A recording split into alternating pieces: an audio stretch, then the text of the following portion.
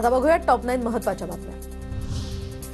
विसर्जनावर तातडीने तोडगा काढा, समन्वय समितीची मुख्यमंत्र्यांकडे मागणी। सर्वोच्च न्यायालयाच्या आदेशाचं कारण देत ऐनवेळी पीओपी गणेश मूर्तीच्या विसर्जनावर बंदी घालण्यात आली।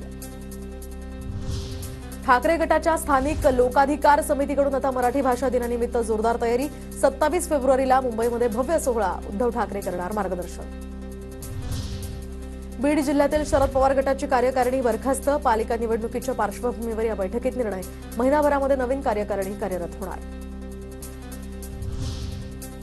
राहुल सोलापूरकरवर पोलीस योग्य कारवाई करतील, मुख्यमंत्री फडणवीसांची प्रतिक्रिया। तर राहुल सोलापूरकरच्या वक्तव्याची चौकशी सुरू, कारवाईसाठी सरकार मागेपुढे पाहणार नाही, अजित पवारांचंही वक्तव्य। सीटी प्रवेश परीक्षेसाठी एससीबीसी आणि ओबीसी विद्यार्थ्यांना जात वैधता प्रमाणपत्र सादर करण्याची मुदत वाढवली। 6 एप्रिलपर्यंत आता विद्यार्थी जात वैधता प्रमाणपत्र सादर करू शकतात।